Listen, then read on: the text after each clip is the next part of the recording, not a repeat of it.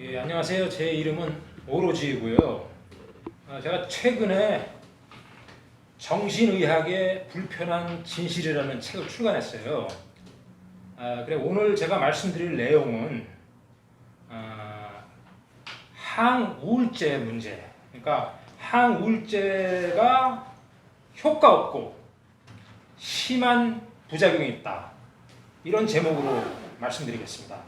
근데 이제 이 제목만 보고도 참 많은 사람들이 의아하게 생각할 거예요.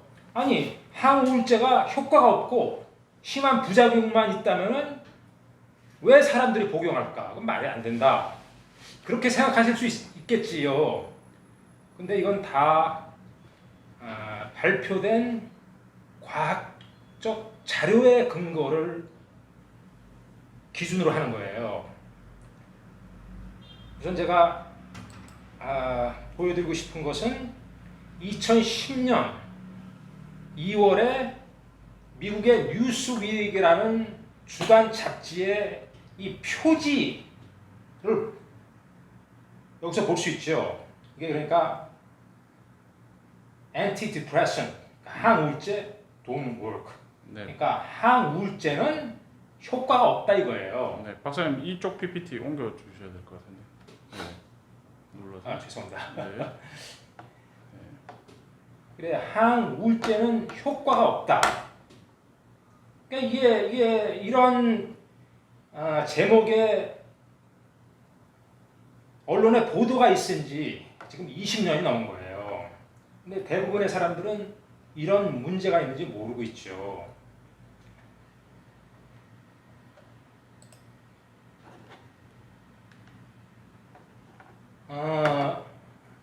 이거는 뭐냐면은 60 Minutes이라 그러면은 한국에서는 아마 그것이 알고 싶다라는 거하고 비슷할 거예요. 이게 68년도부터 시작했는데 굉장히 권위가 있는 프로그램이에요.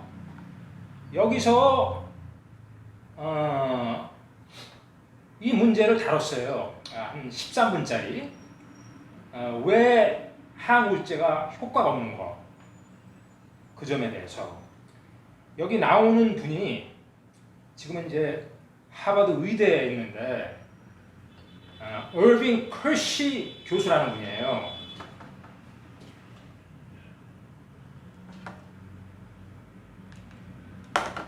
그리고 이거는 영국의 더 타임스, 아주 권위 있고 전통 있는 언론이죠. 여기서도 우울증 약이 don't work, 효과가 없다 이거예요. 그리고 이거는 The Guardian이라고, 이것도 꽤 영국에서 꽤 유명한 언론인데 여기서도 프로작이 플루옥세틴이에요. 이게 같은 이름이에요. 이게 여기서도 효과가 없다 이거예요. 그러면 한국에서 이런 과학적 데이터가 보도가 됐냐? 보도가 됐어요. 사실적으로. 이게 2000년도에 중앙일보에서 항우울제가 약효를 보이는 것은 뇌의 화학물질에 영향을 미치기 때문이 아니라 거의 대부분이 약을 복용한다는 심리적 안도감. 그러니까 이거 보고 플라시보라고 해요. 이 플라시보라는 것은 우리가 꼭 알아야 될 게 왜 그러냐면은 약을 준다는 그 기분 자체로 효과가 있을 수 있기 때문에 임상 시험할 때는 꼭 위약과 그리고 실제 약과 같이 이거를 제공해. 그러니까 그 실험 대상을 반씩 나눠갖고 한쪽은 그 실제 약을 주고 나머지 반은 위약을 줘요. 그래서 그 차이가 있어야지 그 약에 효과가 있는 걸로 판정을 내리거든요. 왜 우리가 어렸을 때 엄마가 배가 아프다면은 엄마는 약손이다 그러면서 배를 만져주면 실제로 그 기분이 좋아지는 걸 저는 경험했거든요. 그러니까 이런 그 강한 신념에 의해서 이 약이 효과가 있다는 신념에 의해서 효과가 일어난다는 거죠.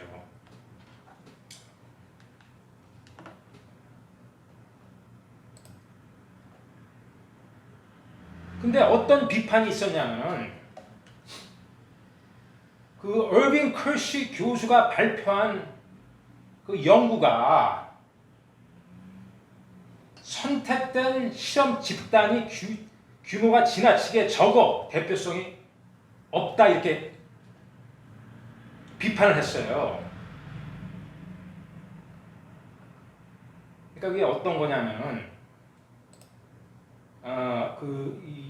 아까 말씀드린 얼빈 커시 교수가 이제 이 당시는 커네티컷 주립대학의 교수였어요. 이분이 이 논문을 발표한 거예요. 이 논문은 어떤 거냐면은 19개 임상시험, 무작위 임상시험을 메타 분석을 해서 조사를 했더니 그 우울증 약의 효과는 그 플라시보, 그러니까 75%를 차지한다는 거예요. 그러니까 약 효과는 25%고 75%는 플라시보. 그러니까 이 약이 효과가 있을 거라는 그 안도감 때문에 효과가 있는 것 같이 느낀다는 거죠. 그래서 이 얼빈 커시 교수가 철저히 조사를 합니다. 미국 FDA의 그 항우울제에 대한 연구 논문을 모두 검토를 시작해요. 그래 17개가 아니라 이분이 총 47개의 논문을 검토하게 돼요. 그런데 놀라운 것은 이 47개의 논문을 모두 검토하니까 전에 나타났던 75%가 아니라 무려 80%가 넘어요. 정확히 말해서 82%가 플라시보예요. 그러니까 약효는 우울증 약의 약효는 18%밖에 안 되는 거예요.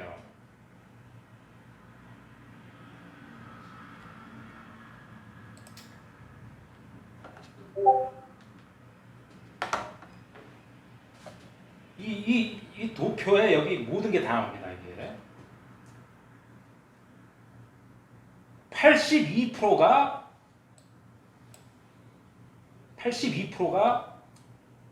플라시보고 진짜 약의 효과는 18%밖에 안 되는 거예요. 18%. 근데 문제가 이게 있어요. 이 18%조차도 굉장히 하찮은 거예요. 어떤 식으로 하찮으냐 하면은 이 통계적으로 유효한 게 있고 임상적으로 유효한 게 있어요. 근데 영국의 식약처죠.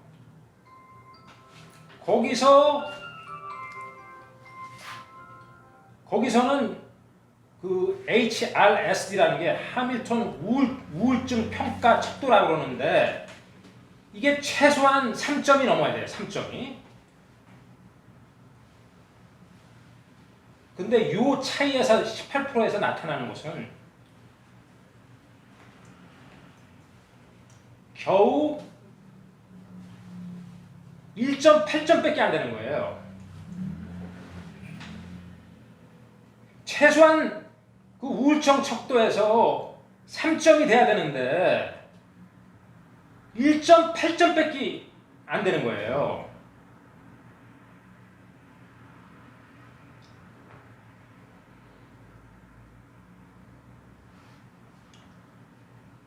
이거를 좀 더 자세히 설명하자면은 임상 시험에서 통계적으로 유효하다는 거하고 임상적으로 유효하다는 거 이게 차이가 있어요. 그러면 다른 거하고 비교를 하자면은 예를 들어 이 약을 복용하면은 나의 생명을 하루 더 연장할 수 있다. 이게 통계학적으로 나왔다고 쳐요. 근데 통계학적으로는 유효하다고 나올 수 있지만은 임상학적으로 겨우 하루 사는 게 그게 유효하다고 볼 수 있을까요? 그것 하루 차이 때문에 우리가 약의 부작용을 감수하면서 복용할 이유가 있을까요? 그러니까 여기서 강조하고 싶은 것은 3점이 안 되기 때문에 1.8점이기 때문에 이거는 아무런 가치가 없다는 거예요.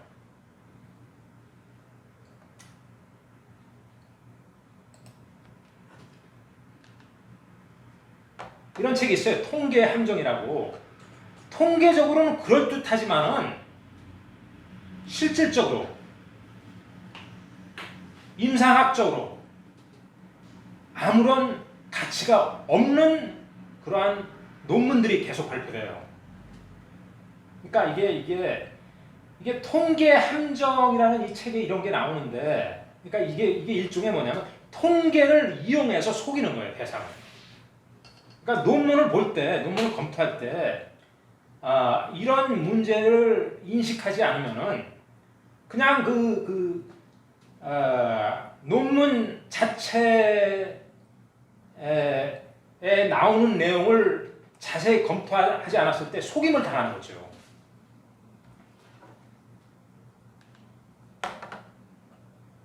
그러면 항우울제가 어떤 부작용이 있나? 항우울제가 사망률을 증가시킨다. 이런 논문들이 여러 개가 있어요.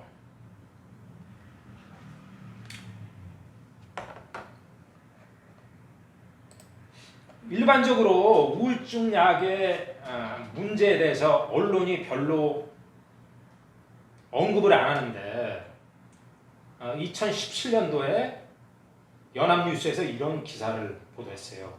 우울증 약 복용자가 조기 사망 위험이 비복용자보다 33%가 높다.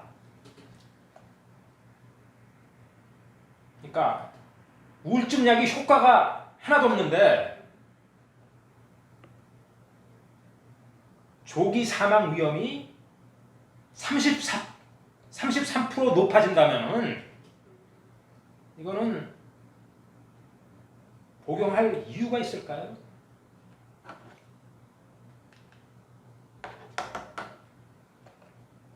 이 보도가 이 논문을 얘기하는 거예요.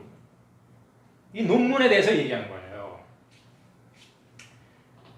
이 논문이 17개의 임상시험 데이터를 메타 분석을 했더니 그게 총 37만 8,400명인데 이제 그 중에 14만 명 정도는 항우울제를 복용했고 23만 7천 명 정도는 복용하지 않았어요. 그랬더니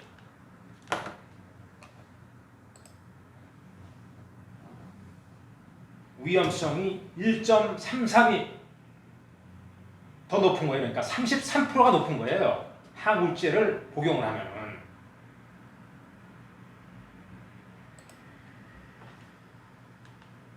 그럼 이런 종류의 논문들이 여러 개 있어요. 이거는 2009년도에 발표한 논문인데 13만 6천 명의 폐경 여자들을 대상으로 항우울제가 어떠한 문제를 일으키나 이걸 조사를 했어요. 그래 평균 5.9년을 후속 연구를 한 거예요.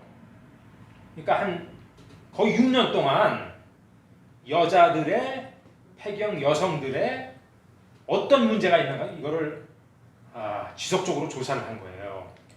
근데 결과가 이래요.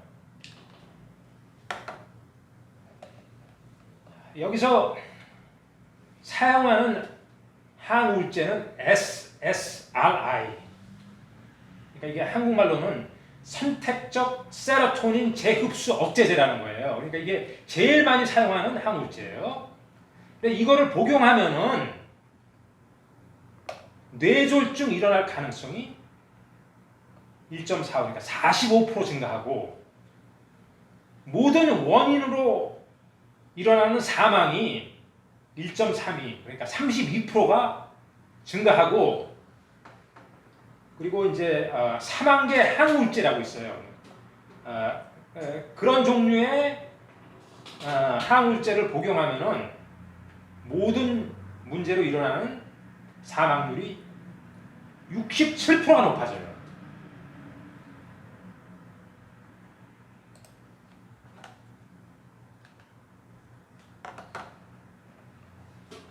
이거는 2011년에 발표된 논문인데 여기서도 SSRI를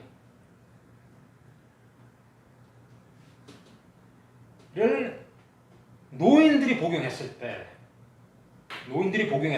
어떤 문제가 일어나나 복용하지 않은 사람들에 비해 이건 force, 이게 낙상이에요. 낙상 일어날 가능성이 1.66, 그러니까 66%가 높아요. 그리고 이건 이거 보고 저나트륨 혈증이라고 해요. 이거 보고 이게 52%가 높고 그리고 모든 원인으로 사망하는 것은 66%가 높아요. 그러니까 앞에 다른 연구하고 이런 건 비슷해요. 그리고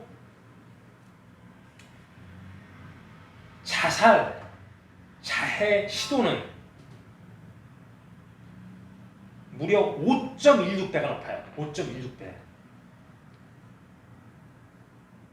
5.16배입니다. 5%가 아니라 5.16배.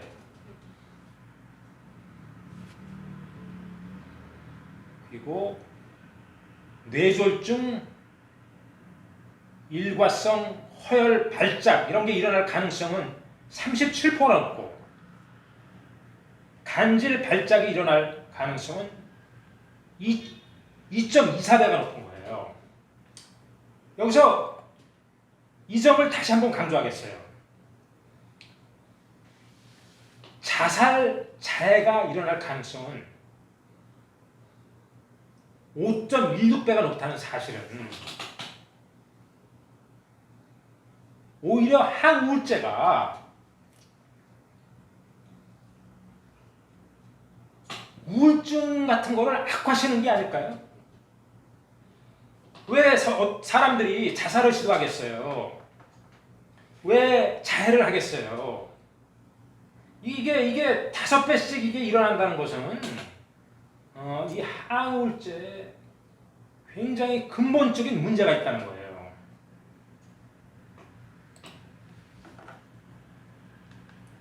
그리고 이 항우울제 또 하나의 문제가 이게 성기능 장애가 일어나는 거예요.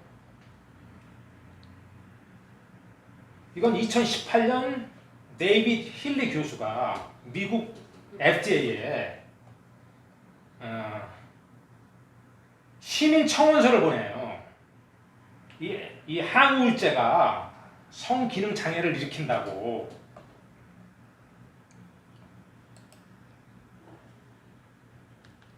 그리고 이 논문에 의하면은 SSRI, 그러니까 가장 많이 팔리는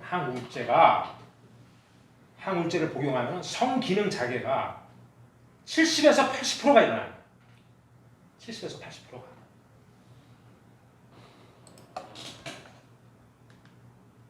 이 논문에 의하면은 300명을 이 논문에 의하면은 성기능 장애가 약 60% 일어나요. 60%.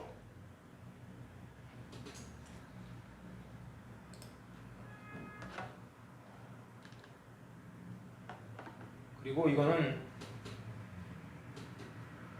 실제로 300명의 성기능 장애가 일어나는 사람들을 조사해봤더니, 그러니까 항우울제를 복용하고 난 뒤에 일어나는 사람들을 대상으로 조사를 했더니 생식기 마비, 오르가슴 상실, 성욕 상실 이런 것들이 일어나는 거예요.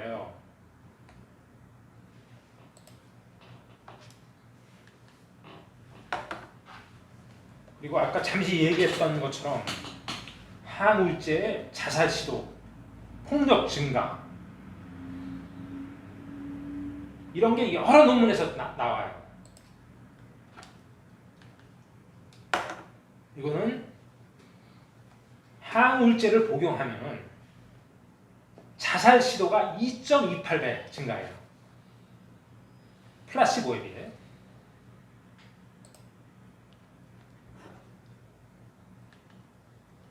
그리고 이거는 노인이 항우울제를 복용하면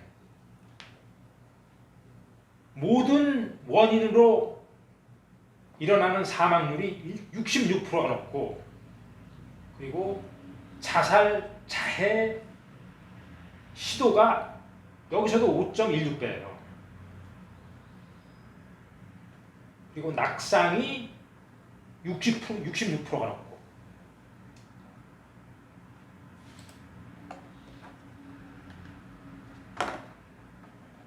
이 논문에서는 항우울제를 복용하는 사람은 자살 시도가 2.28배 증가한다는 논문입니다.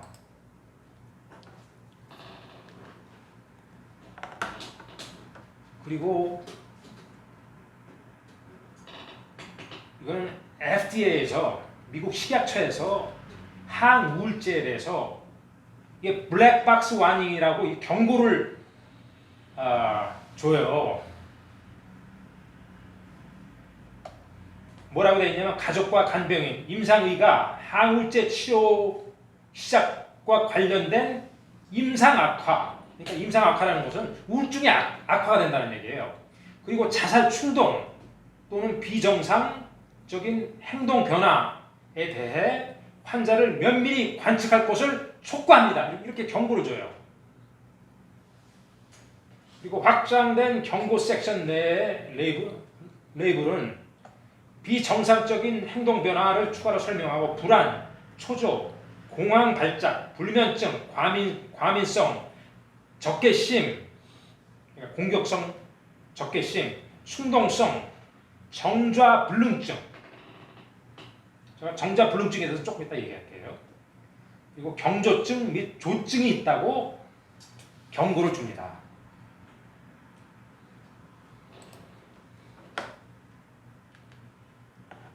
이걸 우리가 물어봐야 돼요. 항우울제가 자살의 가능성을 줄이는 것이 아니라 증가시킨다면 항우울제의 존재가 무엇일까요?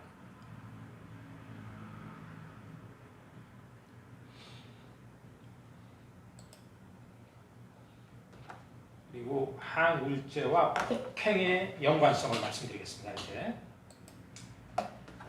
항우울제를 복용을 하면은 폭행이 평균적으로, 그러니까 항우울제가 여러 가지가 있는데 평균적으로 8.4배가 증가해요. 8.4배. 그리고 가장 높은 게 플루옥세틴, 파록세틴이에요, 이게. 그리고 이게 제일 많이 처방되고 있고, 그 다음에 많이 일어나는 게 ADHD예요. ADHD 처방제가 6.9배가 일어나요.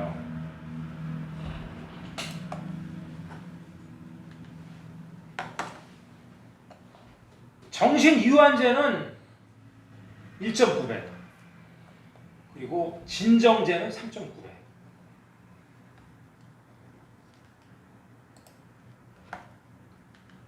아마 이 사진 아마 대부분의 사람들은 기억하실 거예요. 이게 PC방 살인 사건 아니에요, 이게. 얘가 30년형을 선고받았는데 언론에서는 얼마나 얘가 잔인하고 이런 것만 얘기를 해요.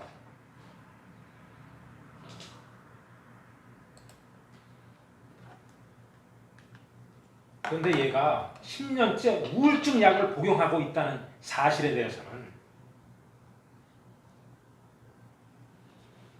거의 언급하지 않거나 이 우울증 약과 얘 살인 사건하고는 연관을 짓지를 않아요. 이게 참 안타깝더라고요.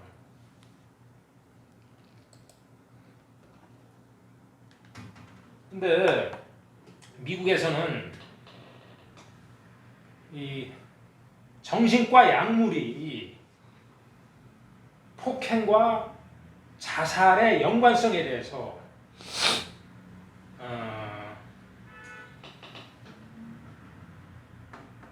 시민 단체가 이렇게 조직돼 갖고 이 문제를 알리고 있어요.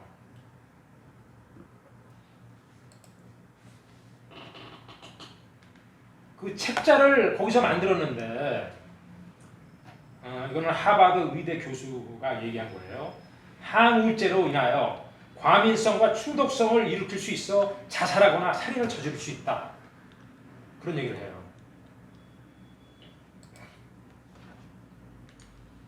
그리고 이거는 로열라 의과대학의 교수가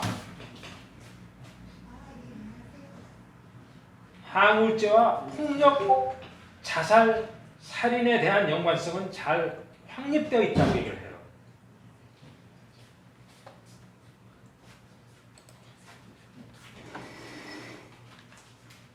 그리고 이 데이비드 힐리 교수는 이게 영국의 교수인데 이분은 처방약으로 인한 폭력 및 기타 범죄 행위는 의학의 최고의 비밀이다. 이런 게 잘 알려져 있어요. 그리고 이 살인범들, 뭐 여기는 12명, 8명 살인하고, 뭐 여기는 13명 살인하고, 4명 살인하고, 뭐 이런 사건들이 정신과 약물을 다 복용한 사람들이에요, 이게.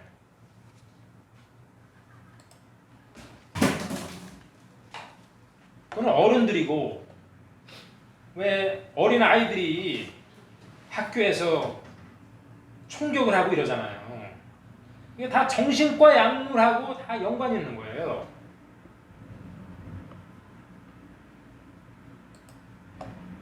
그리고 이건 포괄적인 데이터를 보게 되면은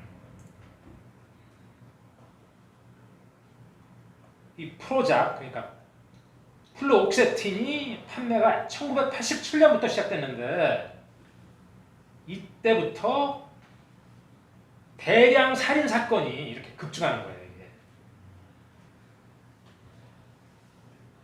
여기 보면은 버지니아 텍에서 한국 학생이 여러 사람을 살해한 거 기억하시죠? 이게 다 이런 거하고 연관이 다 있는 거예요.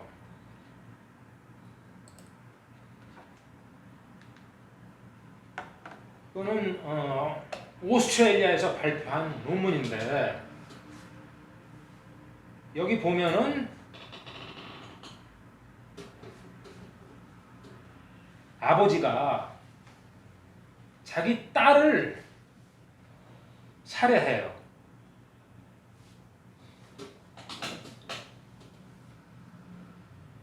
여기서는 아들이 아버지를 살해하고, 그리고 여기서는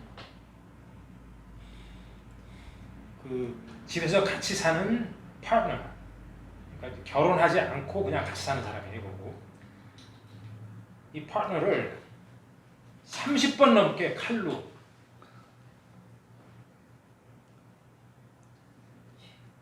찌르는 거예요. 그러니까 그 PC방 사건에도 수십 번을 칼로 찔렀다고 그랬잖아요. 비슷한 사건이에요.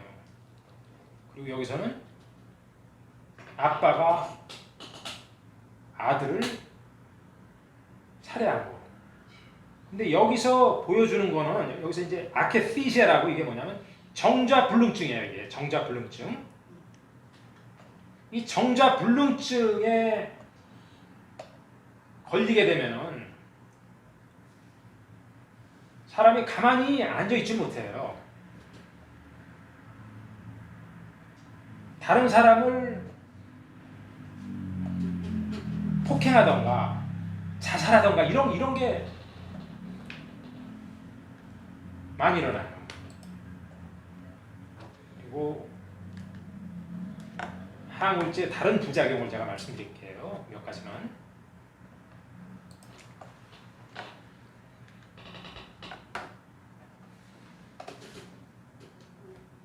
(1988년) 그러니까 이제 플로옥세틴이 1987년에 나왔다고 그랬죠.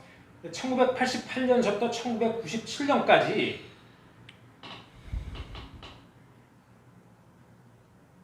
이 항우울제 부작용이 39,000번 보고가 됐어요. 미국 식약처에. 그러니까 이게 가장 많이 부작용이 보고된 약품이에요.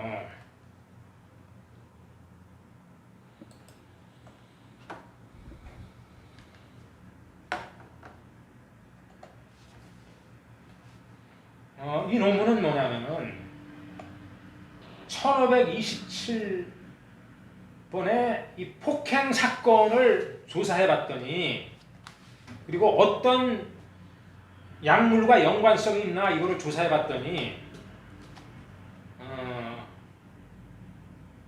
담배 중단제 이게 담배 중단제예요. 그게 하나가 있었고 그 다음에 11가지의 항우울제 그리고 6가지의 신경안정제 그리고 3가지의 ADHD 치료제. 그러니까 한 가지만 빼놓고 담배를 중단하는 데 사용하는 약품 빼놓고 이 폭행을 일으키는 약품은 모두 정신과 약물이에요.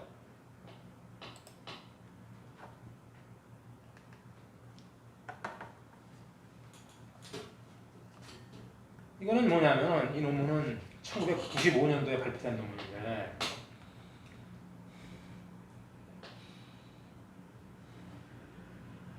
우울증으로 치료받은 사람들은 치료를 안 받은 사람에 비해 사회적 역할을 하는 게 3배가 더 중단되었고 그러니까 여기 보면은 completely incapacitated 그러니까 완전히 무력화되는 게 7배가 높은 거예요.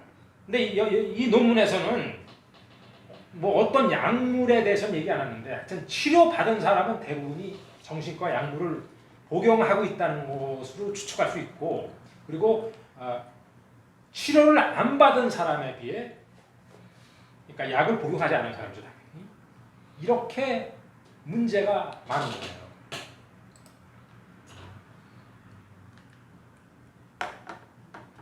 그리고 이거는 항우울제가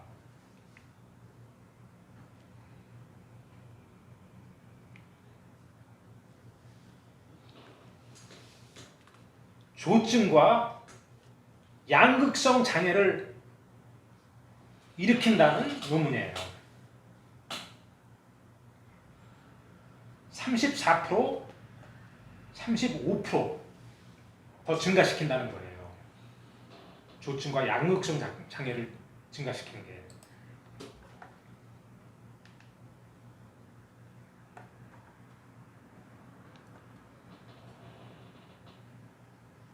그리고 항우울제 복용은 조증으로 전환될 가능성이 2.1배가 높은 거죠. 2.1배.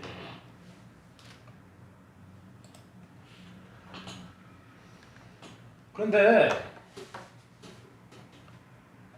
이거는 이제 실제로 우울증에 걸린 사람들이 아무런 치료를 안 받았을 때 회복되는 사람들이 어느 정도 되나 이걸 조사해 왔어요. 그러니까 23%는 한 달 지나면 회복이 돼요. 그리고 67%는 6개월 만에 다 회복이 되고, 그리고 12개월 지나면은 85%는 해결돼요. 우울증 약을 복용 안 합니다.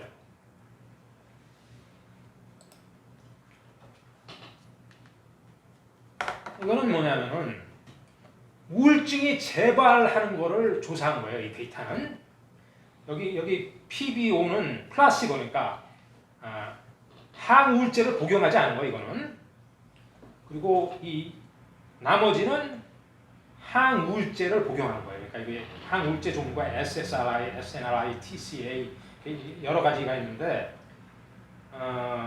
재발하는 게 플라시보에 비해, 그러니까 약을 복용하지 않은 사람에 비해 SSRI의 경우는 최소한 2배 이상이고 2배에서 3배 이상이에요.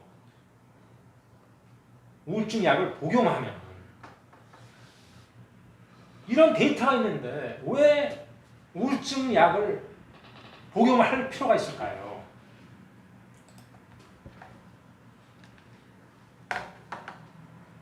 그리고 이거는 덴마크의 프리델랜드 정신과 의사가 이 사람은 헤로인에 중독된 사람과 정신과 약물을 끊으려는 사람을 모두 치료한 경험이 있는 사람이에요. 근데 이 사람 얘기가 정신과 약물은 헤로인보다 끊기가 어렵다. 이렇게 얘기를 해요. 그러니까 이 정신과 약물이 어느 정도로 끊기가 어렵나. 이게 여기서 나타나는 거예요.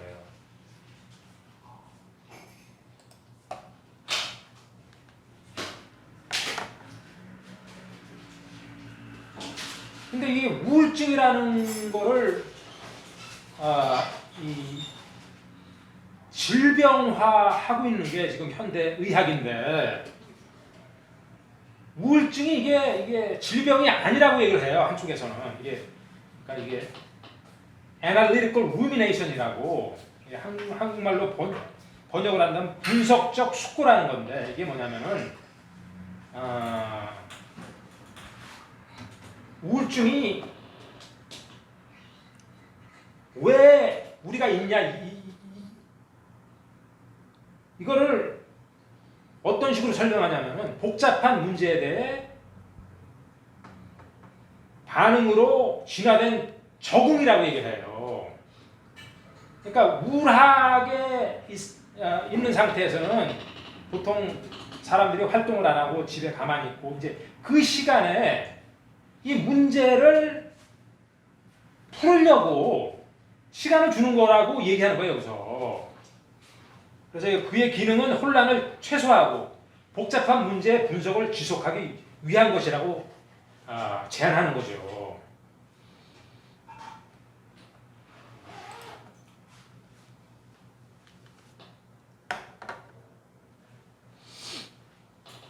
그리고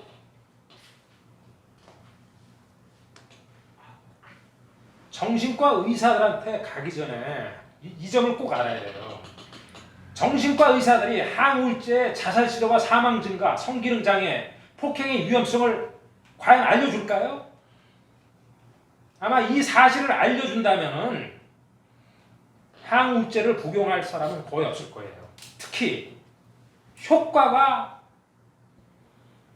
거의 없거나 전혀 없는 데이터가 있음에도 불구하고 이런 위험성을 왜 감수하겠어요? 그런데 문제는 과연 정신과 의사들이 이러한 정보들을 제대로 알고 있는가? 이것도 우리가 질문해봐야 돼요. 그래 이거는 피터 브레이긴이라는 전 하버드 정신과 교수가 하는 얘기예요. 이게 어떻게 보면은 지금 정신과 약물의 문제에 대해서 포괄적으로 잘 정리를 한 거라고 생각해요. 나는 진정으로 대부분의 사람들이 정신과 약물이 실제로 얼마나 위험한지 안다면 그 약물을 복용하지 않을 것이라고 믿고 있으며 대부분의 처방자들이 그것이 얼마나 위험한지 아주 작은 생각조차 갖고 있다면 처방을 중단할 것이라고 믿는다. 어떻게 그렇게 많은 사람들이 정신과 약물에 대해 무지할 수 있을까? 사실은 그들이 모두 제약회사로부터 정보를 얻고 있기 때문이다. 이게 지금 정신과 약물에 대해서 정신과 의사한테 가기 전에 이걸 알아야 되는 거예요. 그들이 제공하는 정신과 약물에 대한 정보가 잘못되어 있다는 거죠. 끝으로 이게 제가 쓴 책인데 제가 2년 동안 과학 논문을 검토하면서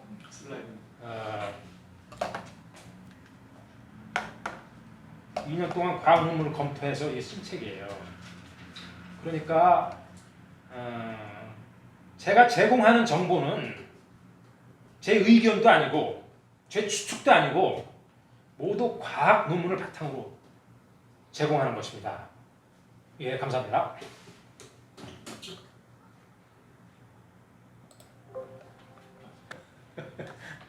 질문인데요. 예.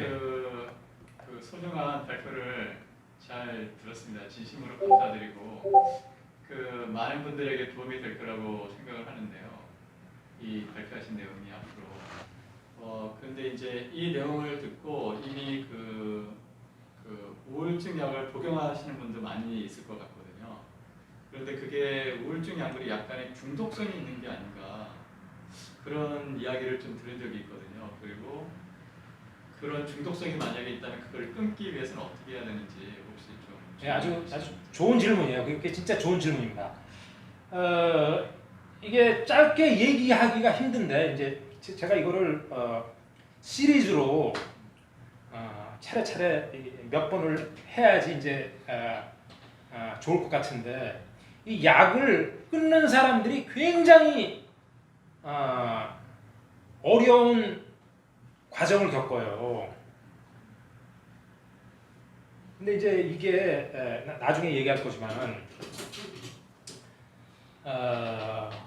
정신과 의사들이 이 끊는 거에 대해서는 거의 언급을 안 해요. 끊는 거에 대해서 얘기를 하면 가라고 그런 정신과 의사들도 있고 뭐 쉽게 끊을 수 있다 이렇게 얘기하는 사람도 있고 그런데 이 끊는 거에 대한 연구가 제대로 되지 않았어요. 끊는 거에 대한 것은.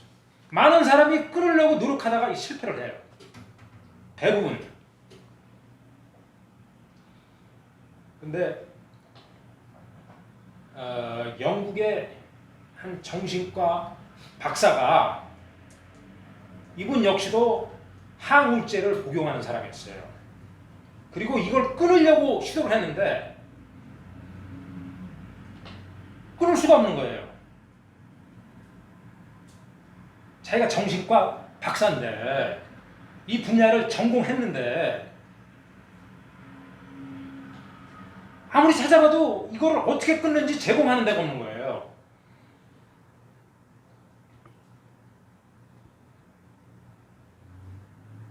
그래서 이건 끊다가 포기를 해요. 너무 힘들어서.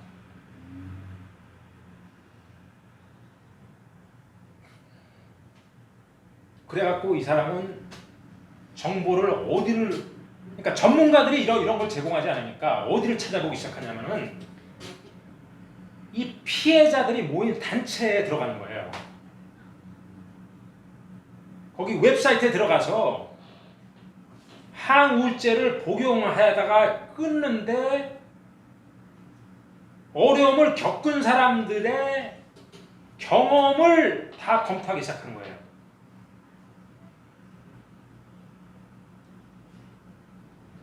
그랬더니 이 사람 얘기는 자기가 그걸 보다가 그 정보가 하도 반가워서 씻고 있던 음식을 그냥 뱉었다고 그래요. 너무나 반가워서 그 정보가. 그러니까 지금 이거 끊는 방법을 이 항우울제를 복용하던 피해자들이 이거를 찾아낸 거예요, 사실적으로. 이제 그게 이제 그걸 좀 얘기하자면 그걸 보여줘야 되는데 이제 아주 간단해요. 그걸 도표를 보여주면서 얘기하면 좋은데 제가 나중에 그걸 간단하게 좀 말씀해 주시죠. 예, 아주 그게 그러니까 인내심 있게 이거를 해야 돼요.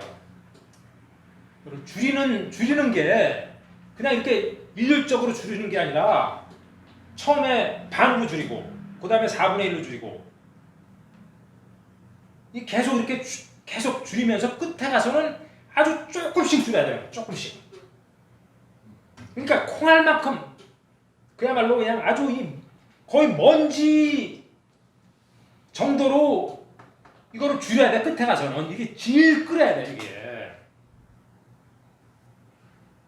이제 그게 이제 이 줄이는 방법이 이게 나와요. 논문에 이제 발표가 됐다고. 예. 그러면 논문에 그러니까 이게 항우울제뿐만 아니라 정신이완제 끊을 때도 그렇고. 그러니까 지금 이 대한민국에 이게 제대로 이게 알려지지 않고 있는데 이 끊는 방법들이 다 지금 발표됐어요, 논문에. 그리고 정신과 의사들이 이거에 대해서 알아야 돼요. 어떻게 끊을 수 있는 건가. 그러면 처음에 뭐 1이다 그러면은 2분의 1로 줄일 때 그 기간은 대략 어느 정도예요? 그러니까 이제 사람마다 그게 다른데 이게 오랫동안 복용한 사람은 이게 길어질 수밖에 없어요. 뭐 대략 뭐 한 달 이렇게. 그러니까 이제 그걸 어떤 식으로 이거를 판단을 하냐면은 줄여갖고 부작용이 일어난다. 그럼 다시 원상태로 돌아가야 돼요. 그래서 좀 더 이걸 줄이는 시간을 좀 길게 잡아야 돼. 그리고 이제 이거 항우울제를 복용하지 얼마 안 되는 사람들은 그걸 짧게 잡을 수 있는 거예요. 그래서 그걸 줄였을 때 부작용이 난다. 그럼 다시 원상태로 돌아가서 좀 시간을 더 줘야 돼요. 그게 처음에 2주였다면은 그걸 한 달 정도로 늘려주고. 네, 이제 사람마다 그게 다른 거예요. 사람마다 다 똑같지가 않아요. 이제 그거를 개개인의 그 반응에 따라 그걸 맞춰줘야 되는 거예요. 그리고 이제 끝에 가서는 알약 같은 거 이걸 나누기가 굉장히 힘들거든요. 이거를 물약으로 바꿀 수 있다. 물약으로 바꿔갖고 그거를 어쩌면 그 약국에서 그걸 더 잘 이걸 갈라줄 수 있을 거예요. 이걸 갈라달라. 그래갖고 가루로 빻아서 조금 넣어. 예, 그렇게 해도 되고, 예. 이제 많은 경우에는 이거를 액체로 복용을 하더라고요. 쉽게 이거를 치약 희석하듯이. 예. 그러니까 스탑 솔루션. 예. 그러니까 이런 게 지금 제가 아는 걸로는 대한민국에서 이런 걸 제공하는 사람들이 아마 이게 논문이 나온 지가 얼마 안 돼서 이런 것을 따라가는 정신과 의사가 있는지 모르겠어요. 그러니까 이런 걸 내가 그 페이스북에서 정신과 의사들이 패치는 사람들이 있거든요. 내가 이거에 대해서 물어보거든요. 이거 약을 끊으려는데 도와줄 수 있냐? 그랬더니 끊는 건 자기가 도와줄 수 없대. 이거를 컨트롤하도록 이걸 조정하는 건 가능하지만은 끊는 데는 자기가 도와줄 수 없다. 그렇게 딱 얘기하더라고. 그러니까 이게 지금 이런 그 최신의 정보를 바탕으로 약물을 오랫동안 복용하는 사람들을 도와줄 수 있는 정보들이 지금 있어요. 그게 알려지지 않기 때문에 사람들이 모르는 거고, 그리고 이제 이런 거를 알면은 약물을 오랫동안 복용한 사람들이 이거를 요구할 수 있어요.